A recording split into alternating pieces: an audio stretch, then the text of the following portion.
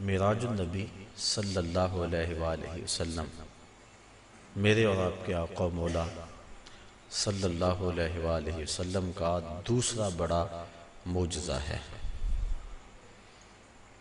اللہ تعالیٰ نے اپنے محبوب کو ان بلندیوں تک بلایا جہاں کسی کا پہنچنا تو بڑی دور کی بات ہے، کسی کا خیال اور وہم بھی نہیں پہنچ سکتا۔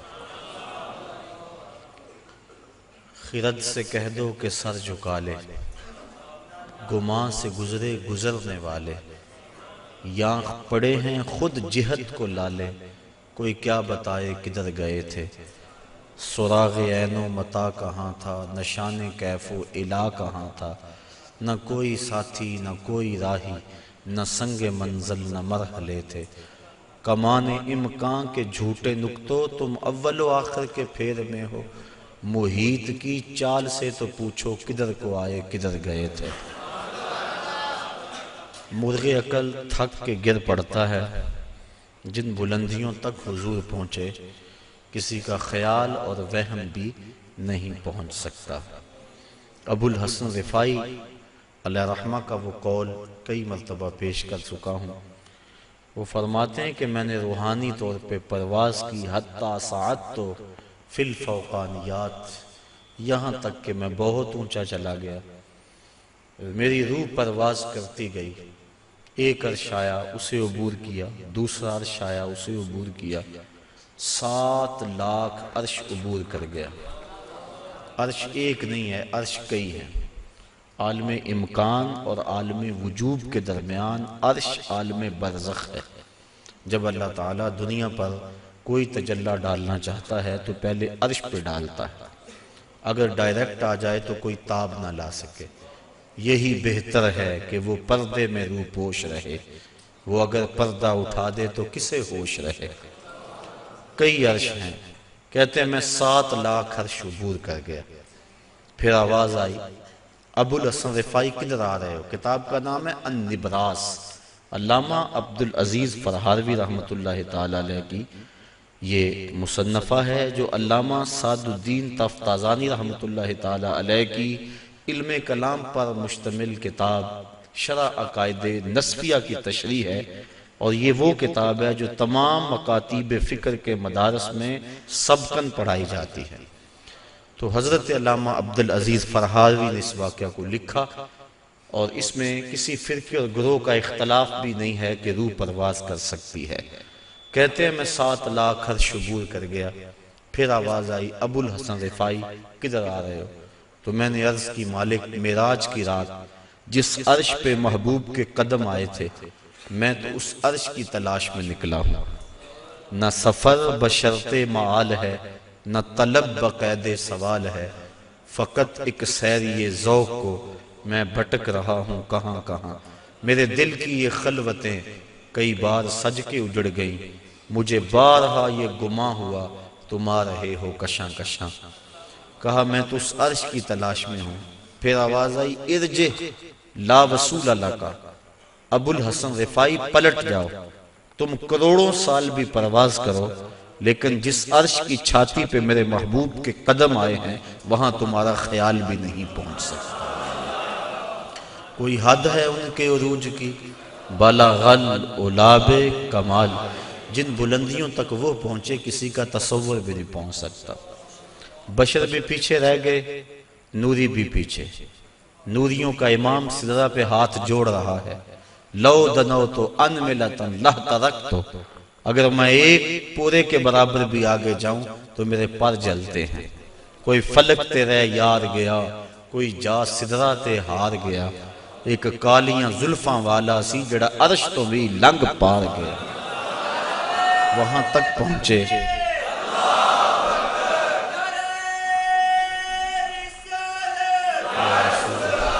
تو وہاں تک پہنچے جہاں کسی کا خیال وہم سوچ بھی نہیں پہنچ سکتے۔ کہا ابو الحسن تم کروڑوں سال بھی پرواز کرو لیکن جس عرش کی چھاتی پہ میرے محبوب کے قدم آئے وہاں تمہارا خیال بھی نہیں جا سکتا۔ جس نبی کے قدم اتنے اونچے ہیں اس نبی کا سر کتنا اونچا ہوگا۔ یہ تو دماغ خراب ہو جائے تو انسان تولنے بیٹھتا ہے نا، بلا سنار کے چھوٹے سے ترازو پہ منوں اور ٹنوں کا حساب تو نہیں ہوتا، رتی ماشا تولے کا حساب تو سنار کا ترازو دیتا ہے، لیکن منوں ٹنوں کا حساب تو نہیں دیتا، ٹوٹ جائے گا ترازو۔ عقل کے ترازو پہ آپ مجھے تول لیں، میں آپ کو تول لوں، لیکن جو امام الانبیاء ہیں بھلا ان کا بھی وزن کیا جا سکتا ہے؟ اللہ اکبر۔ حضرت صاحبزادہ سید فیض الحسن شاہ علیہ رحمہ فرمایا کرتے تھے، تم نے حلیمہ کی بکریوں کے پیچھے پیچھے تو دیکھا، سدرہ پر جبریل کے آگے آگے کیوں نہیں دیکھا؟ تو جبریل بھی پیچھے، سارے پیچھے، جس کے قدم اتنے اونچے ہیں اس کا سر کتنا اونچا ہے۔ اللہ اکبر۔ تو میرے اور آپ کے آقا و مولا وہاں تک گئے جہاں کسی کا خیال بھی نہیں جا سکتا۔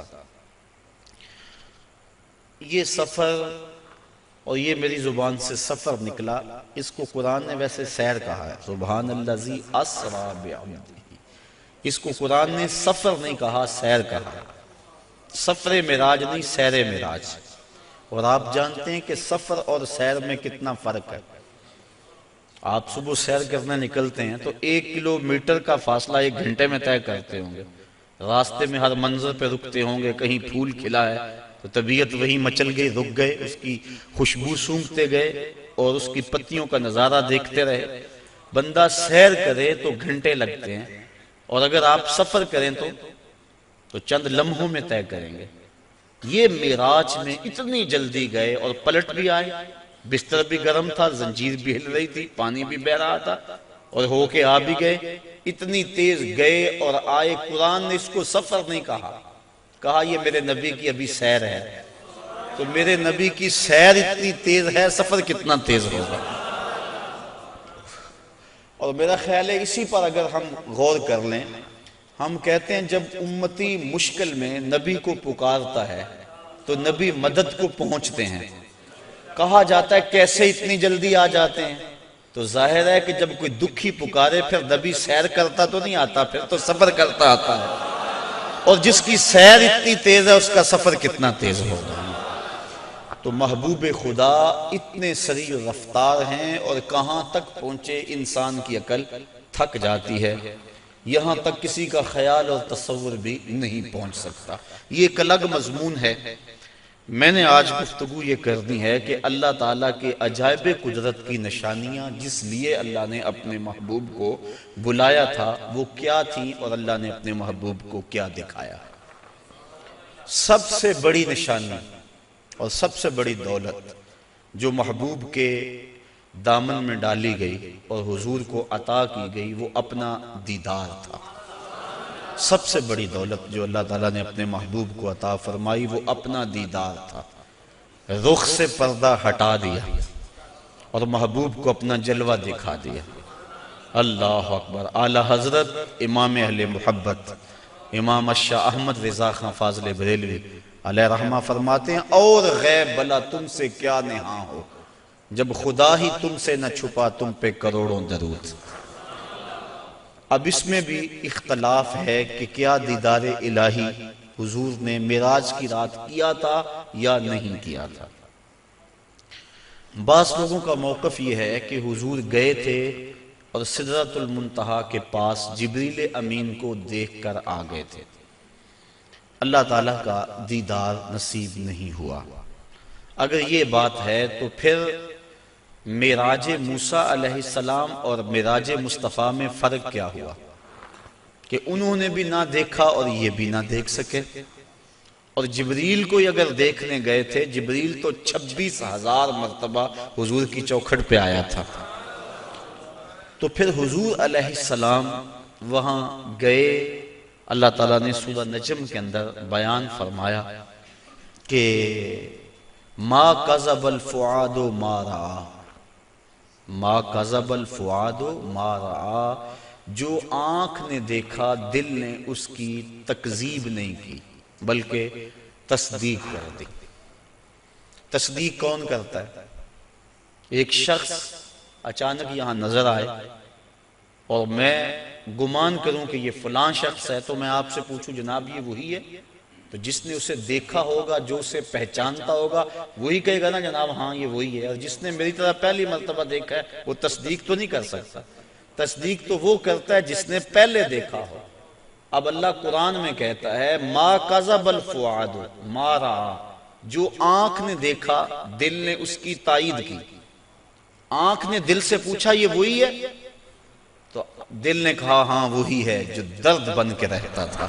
تو معلوم ہوا کہ قلب مصطفیٰ پہلے دیکھ چکا تھا، آنکھ نے آج دیکھا تھا۔ تو جس کو دل نے دیکھا ہو، جب آنکھ اسے دیکھ لے تو اسے معراج کہتے ہیں۔ تو باقی رہا بات دل کے دیکھنے کا، امام عبد الوہاب شعرانی علیہ رحمہ آپ فرماتے ہیں کہ حضور علیہ السلام کو 34 مرتبہ معراج ہوا ہے۔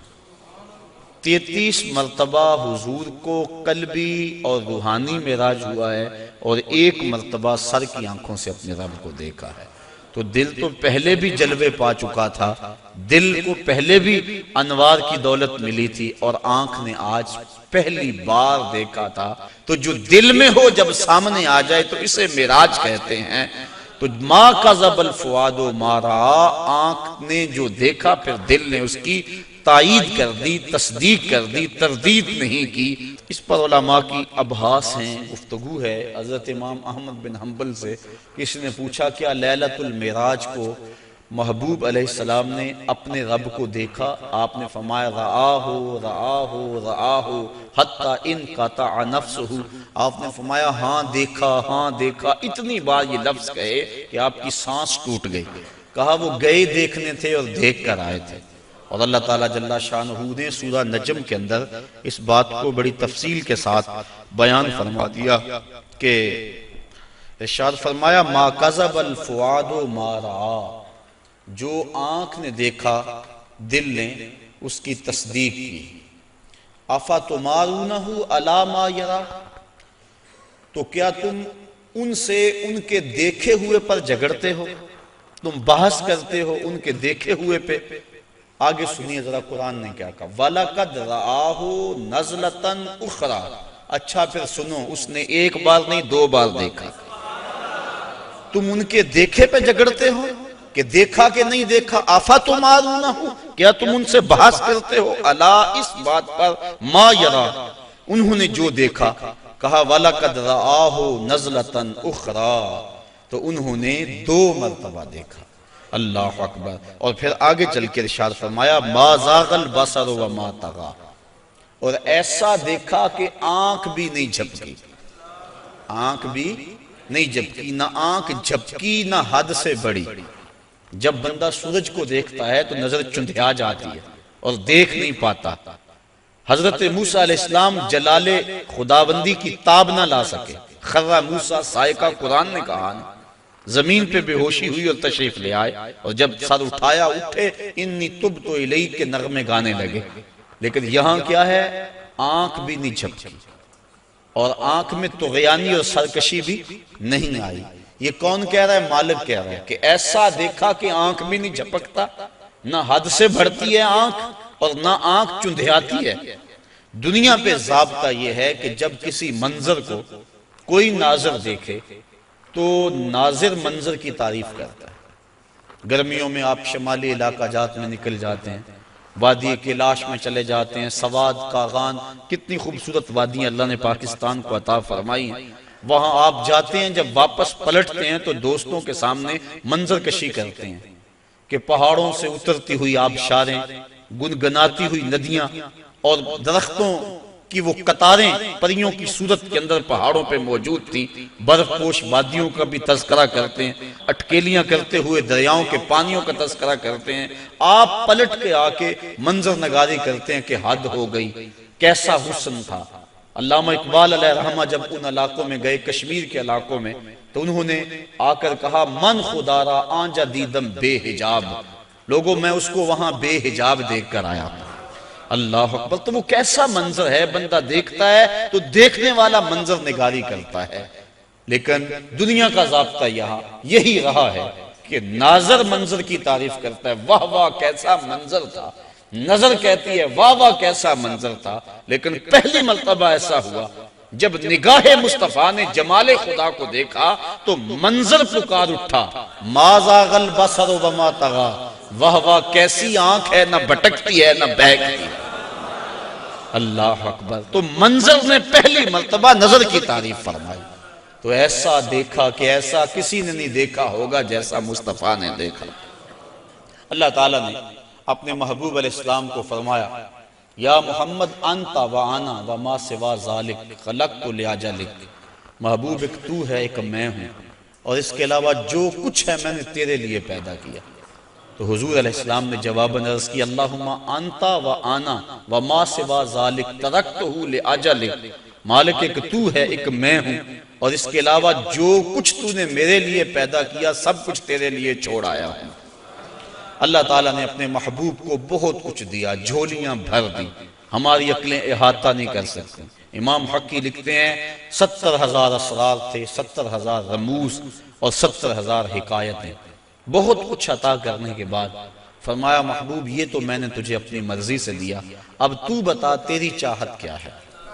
بیما اشرفک یا احمد صلی اللہ علیہ وسلم، اس کو امام غازی نے بھی لکھا، ملا جیون تفسیرات احمدیہ میں لکھتے ہیں، باقی لوگوں نے بھی اس کو لکھا، کہا بیما اشرفک یا احمد، اے محبوب بتا تجھے کیا عطا کروں، تیری اپنی چاہت اور ڈیمانڈ کیا ہے۔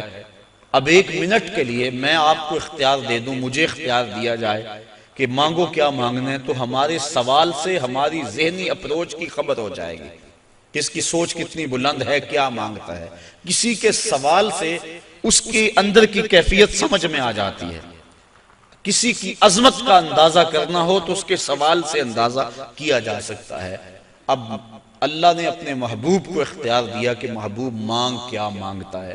اب دیکھیے حضور کا انتخاب کہ حضور نے کیا مانگا۔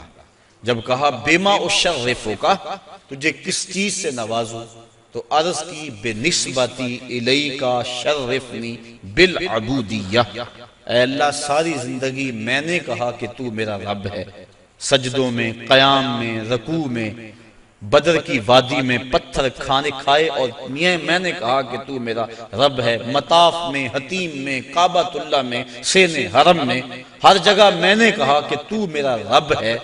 آج تو بھی تو کہہ دے کہ تو میرا بندہ ہے، بنسبتی الیک شرفنی بالعبودیہ، آج تو مجھے بندہ کہہ کے پکار دے۔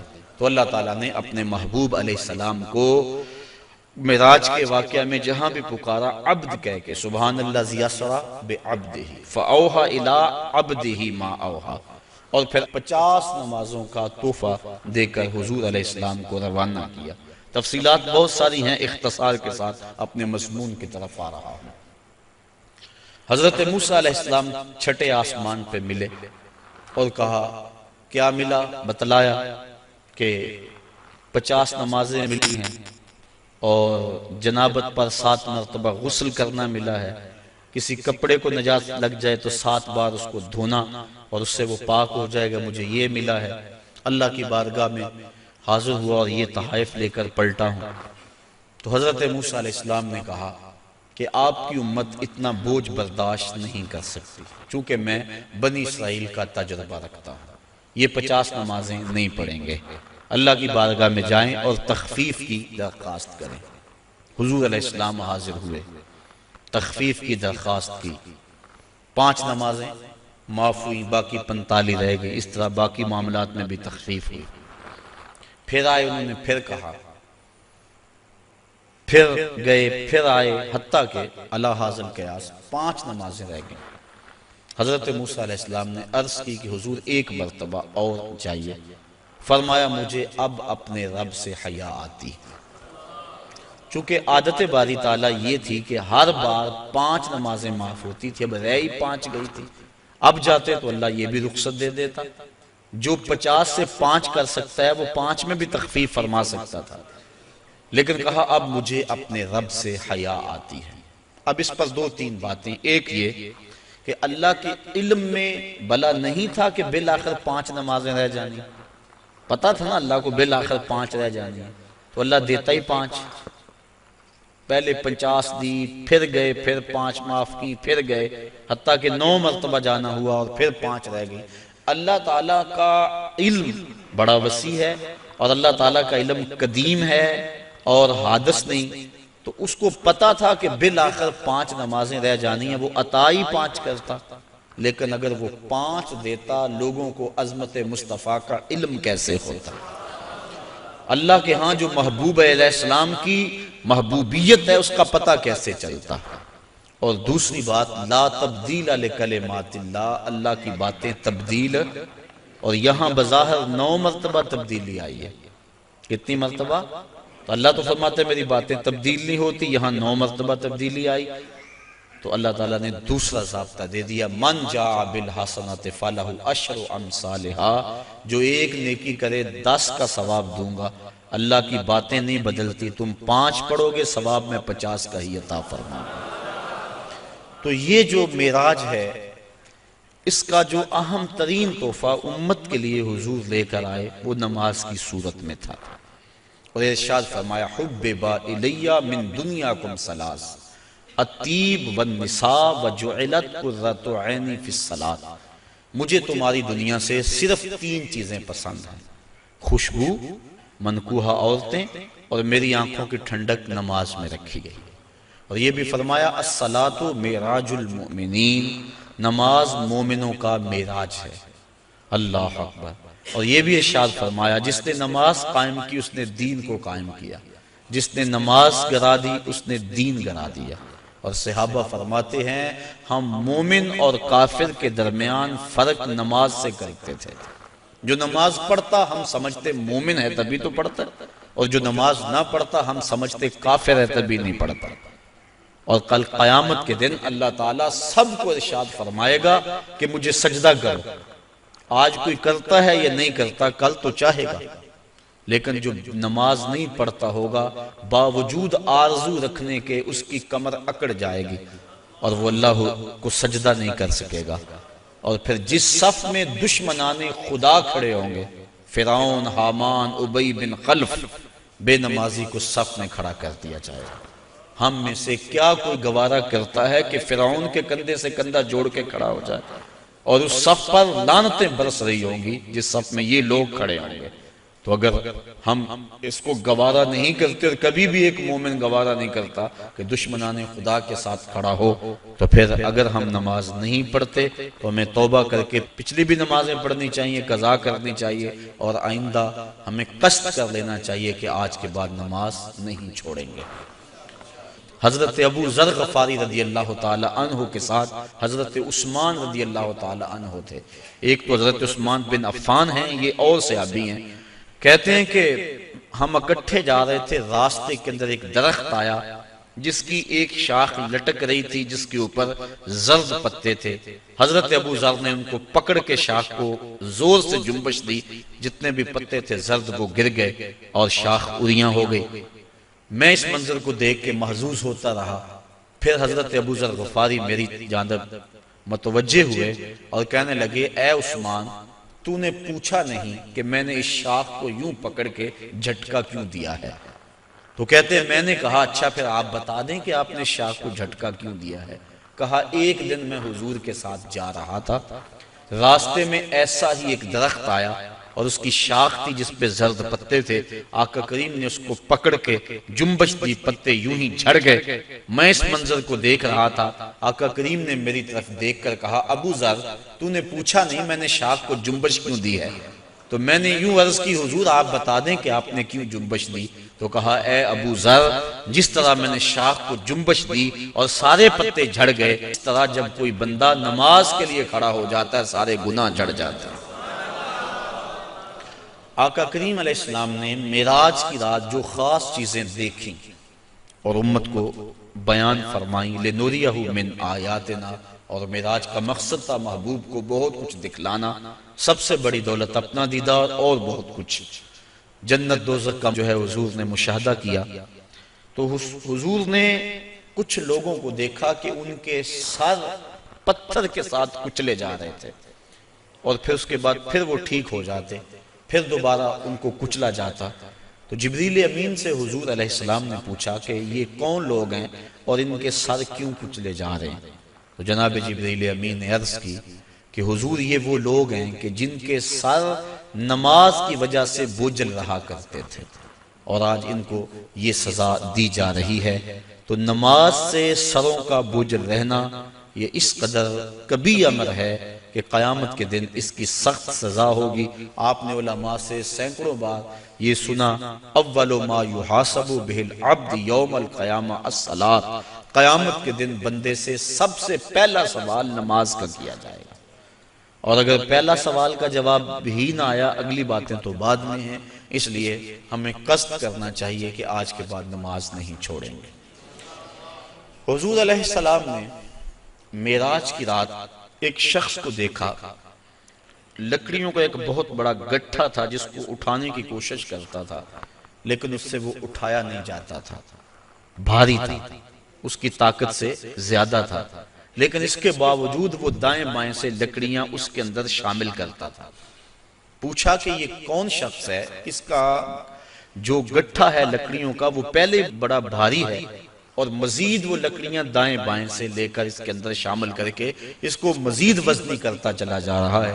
تو عرض کی کہ حضور یہ آپ کی امت کا وہ شخص ہے کہ جس کے پاس لوگوں کی کثرت کے ساتھ امانتیں موجود ہیں اور وہ ان کو ادا کرنے کی پوزیشن میں نہیں، لیکن اس کے باوجود اور امانتیں پکڑتا چلا جا رہا ہے، اور اس بات میں حدیث ہے کہ لوگ میرے پاس پیسے امانتیں جمع کروائیں۔ تو کل قیامت کے دن اس صورت کے اندر جو ہے وہ اس کی سزا دکھلائی گئی کہ اس گٹھے کو اٹھانے کی کوشش کرتا ہے، اور ایک روایت میں آتا ہے کہ کل قیامت کے دن جس شخص نے لوگوں کی امانتیں دینا ہوں گی تو اس کو لوگ پکڑیں گے اور کہیں گے ہماری امانتیں واپس کر، وہ کہے گا اب اس وقت تو میرے پاس کچھ نہیں ہے۔ اسے فرمایا جائے گا کہ جو ان لوگوں کی امانتیں تیرے پاس ہیں وہ ایک جگہ رکھی ہوئی ہیں، اگر تو ان کو وہاں سے لا کر کے دے دے تو تیری جان چھوڑ سکتی ہے۔ تو وہ کہے گا کہ کہاں ہیں؟ تو اس کو جہنم کے دروازے پہ لے جایا جائے گا اور پھر کہا جائے گا اس جہنم میں اتر، اس کے پیندے میں امانتیں رکھی ہیں اور وہ نکال کے ان لوگوں کو دے۔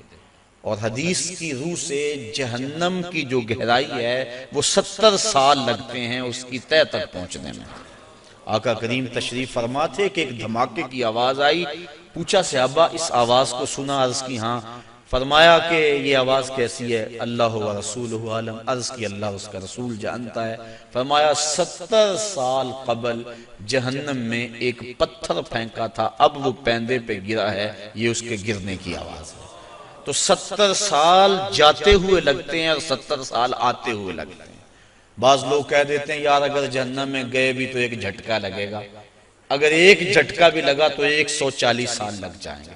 فما اصبرہم علی النار، لوگوں کا آگ پر کتنا بڑا حوصلہ ہے کہ وہ ایسی باتیں کر جاتے ہیں۔ اب اس کو 70 سال جہنم کے پیندے تک اترنے میں لگیں گے، وہاں واقعی امانتیں جو لوگوں کی اس نے پکڑی ہوئی ہوں گی وہ موجود ہوں گی، ان کو پکڑ کے پھر 70 سال تک اوپر آئے گا، اور جب وہ کنارے پہ آ کے باہر نکلنے لگے گا پھر پاؤں پھسل جائے گا، اور پھر 70 سال تک لڑکتا ہوا نیچے چلا جائے گا، پھر 70 سال بعد آئے گا، اور جب اس کی دیوار کے آخر تک پہنچے گا لیکن پھر اس کا پاؤں پھسل جائے گا۔ لوگوں کی امانتیں ہڑپ کرنے والے کو قیامت کے دن یہ سزا دی جائے گی۔ میں اور آپ اتنا بوجھ اٹھائیں جتنا ہم اٹھا سکتے ہیں، اور ہمیں دیکھیں کہ ہم ہمارے ذمے جو ہے وہ کسی کا غصب کیا ہوا، کسی سے رشوت میں لیا ہوا، اور کسی کی مجبوری سے فائدہ حاصل کر کے اس سے مال لیا ہوا، اور دیوار رکھتے ہوئے ہم سائے کے 2 انچ دبائے ہوئے، ہم سب کچھ دیکھ سکتے ہیں اور اپنے مستقبل کی منصوبہ بندی کر سکتے ہیں۔ حضور علیہ السلام آگے گئے تو آقا کریم نے دیکھا کہ کچھ عورتیں ہیں کہ جو چھاتیوں کے بل لٹکائی گئی۔ فرمایا کہ یہ کون سی خواتین ہیں؟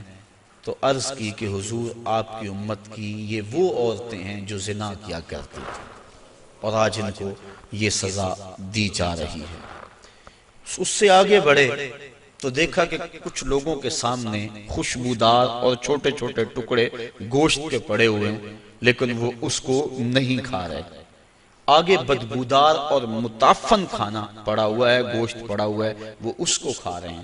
پوچھا کہ یہ کون لوگ ہیں؟ تو جبریل نے عرض کی کہ آپ کی امت کے یہ وہ لوگ ہیں کہ جن کو حلال بیویاں میسر تھی لیکن اس کے باوجود وہ بازاری عورتوں سے اپنا منہ کالا کیا کرتے تھے، تو کل قیامت کے دن ان کو سخت سزا دی جائے گی۔ آگے بڑھے تو حضور علیہ السلام نے دیکھا کہ کچھ لوگ ہیں کہ جن کے پیٹ بہت بڑے ہیں اور ان کے اندر سانپ ہیں، تو وہ کھڑے ہوتے ہیں لیکن پیٹ کا بہت بڑا ہونا ان کو کھڑا نہیں ہونے دیتا، پھر گر جاتے ہیں۔ پوچھا کہ یہ کون لوگ ہیں؟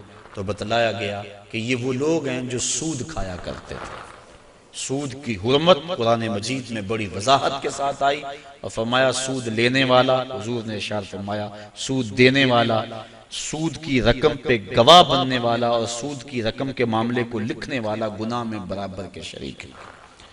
تو اس لیے ہمیں ان چیزوں سے بچنا چاہیے۔ ایک حدیث میں آیا، آقا کریم نے ارشاد فرمایا، حضرت علی المرتضیٰ سے روایت ہے، فرمایا 7 اشخاص ایسے ہیں جب تم انہیں قبر میں دفن کر کے آتے ہو تو ان کے رخ قبلے سے پھیر دیے جاتے ہیں، اور ساتھ فرمایا فَاذْهَبُوا وَانْبُشُوا قُبُورَهُمْ فَإِن لَّمْ تَجِدُوا هَٰكَذَا مَا قُلْتُ لَكُمْ فَهُوَ باطل۔ کہا جاؤ جا کے قبریں اکھیڑ کے دیکھ لو، اگر ایسا نہ پاؤ جیسا میں کہہ رہا ہوں تو آ کے کہہ دینا کہ غلط کہا تھا۔ عرض کی قیلا من ہم یا رسول اللہ صلی اللہ علیہ وسلم، عرض کی حضور یہ کون لوگ ہیں کہ جن کے رخ قبر میں قبلے سے پھیر دیے جاتے ہیں؟ تو حضور نے ارشاد فرمایا شارب الخمر و بائع البش و شاہد الزور و آکلۃ الربا والنائحۃ والمحتقر و تارک الجماع۔ 7 اشخاص گنوائے۔ پہلا شارب الخمر، شراب پینے والا۔ ایک روایت کے لفظ ہیں کہ شراب اپنے لیے بنانے والا، کسی اور کے لیے بنانے والا، شراب پینے والا، شراب پلانے والا، شراب بیچنے والا، شراب خریدنے والا، اور جس کے لیے شراب خریدی ہے، شراب کو ڈھونے والا، دوسری جگہ منتقل کرنے والا، ہمارا سب پر اللہ کے رسول نے لعنت بھیجی۔ تو یہ ایسا برا فعل ہے۔ ایک روایت کے لفظ میں نے پڑھے کہ شارب الخمر کعابد الوثن، شراب پینے والا بت پوجنے والے کی طرح۔ ہمارے معاشرے میں شراب نوشی سرایت کر گئی ہے، اور اب تو بعض طبقوں کے اندر یہ برا بھی نہیں سمجھا جاتا، جبکہ حلال سمجھ کے پینا تو کفر ہے، اور اس کو حرام سمجھتے ہوئے اس کی حرمت کے قائل ہونے کے باوجود پینا یہ گناہ کبیرہ ہے، اور منع فرمایا گیا سختی کے ساتھ۔ ارشاد فرمایا ایک تو ویسے بھی شرابی جب مرتا ہے اسے مرتے ہوئے کلمہ نصیب نہیں ہوتا، اور دوسرا یہ روایت جو میں نے آپ کے سامنے رکھی کہ اس کا قبلے سے رخ پھیر دیا جائے گا۔ اور اب یہ بھی میڈیا پہ بیٹھ کے ہمارے روشن خیال حکمرانوں کی ایما پر لوگ کہہ رہے ہیں کہ صرف خمر حرام ہے، باقی جو چیزوں سے کشید کی گئی چیزیں ہیں وہ حرام نہیں ہے، جبکہ میرے اور آپ کے آقا و مولا صلی اللہ علیہ وآلہ وسلم نے واضح طور پہ فرمایا ہر وہ چیز جو نشہ لاتی ہے وہ شراب ہے، اور ہر شراب خمر حرام ہے۔ تو وہ نشہ چاہے کوئی بھی چیز لانے والی ہو اس کو شریعت نے واضح طور پہ حرام کر دیا۔ یہ دوسرا بائع البش، جن کے رخ جو ہیں وہ قبلے سے پھیر دیے جائیں گے، تو فرمایا ان میں سے بردہ فروشی کرنے والا، انسانوں کی خرید و فروخت کرنے والا۔ اب دنیا پہ یہ اس انداز سے غلامی کا انداز تو نہیں ہے، لیکن اعضائے انسانیہ کو اب بھی لوگ فروخت کر رہے ہیں۔ آپ روزانہ اخبارات میں پڑھتے ہیں کہ گردہ فروشی کا کاروبار اور مختلف اعضائے بدنیہ کا کاروبار۔ تو یہ دوسرے وہ شخص جو انسان یا انسان کے کسی عضو کا کاروبار کرتے ہیں، کل جب وہ مریں گے تو ان کا رخ قبلے سے پھیر دیا جائے گا۔ تیسرا ارشاد فرمایا وَشَاهِدُ الزُّورِ، اور جھوٹی گواہی دینے والا۔ بلکہ ایک روایت میں آقا کریم نے فرمایا میں تمہیں بڑے بڑے گناہوں کی خبر نہ دے دوں، الا انبئکم بأکبر الکبائر، بڑے بڑے گناہوں کی خبر نہ دے دوں؟ صحابہ نے عرض کی ہاں حضور آپ ارشاد فرمائیں۔ فرمایا الاشراک باللہ و عقوق الوالدین الا وقول الزور، اور ایک فرمایا وشہادت الزور. یہ مختلف اقوال ہیں احادیث میں، مختلف احادیث میں. تو شہادت الزور، جھوٹی گواہی کو حضور علیہ السلام نے جو ہے وہ اکبر الکبائر میں شمار کیا. اور چوتھا فرمایا سود کھانے والے، سود لینا، سود دینا، سود لکھنا، اس کی رقم پر گواہ بننا، ان وزر میں فرمایا چاروں برابر ہیں. اور ایک روایت ہے صحاح کی، ارشاد فرمایا کہ سود کے گناہ کے 70 درجے ہیں اور کم سے کم درجہ اپنی ماں سے زنا کرنا ہے. اب میں اور آپ دیکھیں اور اپنی زندگی کی راہ کو درست کریں. آگے فرمایا وَالنَّائِحَاتُ، نوحہ کرنے والی عورتیں جب قبر میں جائیں گی تو ان کا رخ پھیر دیا جائے گا. جب کوئی شخص فوت ہو جاتا ہے تو صبر کا حکم ہے. آنکھوں کا غم اور دل کا غم رحمان کی طرف سے ہے، ہاتھوں کا اور زبان کا غم شیطان کی طرف سے ہے. فرمایا لیس منا من ضرب الخدود وشق الجیوب ودعا بدعوی الجاہلیہ، جس نے گریبان نوچے، اپنے منہ پہ تھپڑ مارے اور جہلوں جیسی باتیں کی. فرمایا ہمارے سے اس کا کوئی تعلق نہیں ہے. تو دل غم زدہ ہو، آنکھوں سے روئیں، اس شریعت نے منع نہیں کیا. لیکن واویلا کرنا، کوئی کہہ رہا اللہ تجھے ترس نہ آیا، کوئی کچھ بول رہا ہے معاذ اللہ، یہ کفریہ کلمات ہیں. تو فرمایا نوحے کرنے والے کل جب مریں گے تو ارشاد فرمایا کہ وہ عورت جو نوحے کرتی ہے قبر سے اس کا رخ قبلے سے پھیر دیا جائے. والمحتکر، اور چھٹا شخص جو ذخیرہ اندوزی کرتا ہے. ذخیرہ اندوزی انسان کا کھانے پینے کا سامان ہے، غلہ، اور جانوروں کا جو چارہ ہے، اس میں ذخیرہ اندوزی شریعت نے منع فرمائی ہے. باقی جو معاملات ہیں کاروبار آپ کے، ان میں اگر کر لیں تو وہ منع نہیں. اور اس میں حضور نے ارشاد فرمایا جس نے 40 دن تک ذخیرہ اندوزی کی، اللہ تعالیٰ اسے 40,000 سال جہنم کی آگ میں جلائے گا. آخر فرمایا وَتَارِكُ الْجَمَاعَةِ، اور جو جماعت کو چھوڑنے والا ہے. نماز تو پڑھتا ہے لیکن جماعت سے نہیں پڑھتا. حضرت محمد بن سماعہ ایک بزرگ ہیں، امام محمد بن حسن الشیبانی کے شاگرد، اور امام محمد بن حسن الشیبانی امام اعظم کے شاگرد. محمد بن سماعہ کہتے ہیں 103 سال عمر پائی. کہتے ہیں 40 سال بیت گئے، جماعت کیا میری تکبیر اولیٰ بھی قضا نہ ہوئی. میری والدہ کا انتقال ہو گیا، بس مصروفیت ایسی ہوئی، صدمہ ایسا پڑا کہ میں مسجد میں آیا، سلام پھر گیا تھا، جماعت ہو چکی تھی. بڑا پریشان ہوا کہ زندگی میں کبھی کوئی تکبیر اولیٰ بھی نہیں رہی، آج جماعت بھی جاتی رہی. پھر میں نے سوچا ایک نماز جو جماعت سے پڑھی جائے، منفرد پڑھنے والی 25 نمازوں کے برابر ہے، اور ایک روایت میں 27 نمازوں کے برابر ہے. چلو میں اس نماز کو 25 بار پڑھ لیتا ہوں. کہتے ہیں میں کھڑا ہو گیا اور اس نماز کو، ان فرائض کو میں نے 25 بار پڑھا. اور جب 25ویں بار پڑھ رہا تھا تو حاطب سے آواز آئی، اے محمد بن سماعہ، تم نے نماز تو 25 مرتبہ پڑھ لی، لیکن جب امام ولدالدین کہتا ہے اور اس کے ساتھ فرشتے آمین کہتے ہیں، وہ آمین کہاں سے لاؤ گے؟ تو کہتے ہیں میں پریشان ہوا کہ میں 25 چھوڑ کے 25,000 مرتبہ بھی پڑھوں لیکن جماعت کی فضیلت نہیں پا سکتا. تو فرمایا وَتَارِكُ الْجَمَاعَةِ، اور جماعت کو ترک کرنے والا.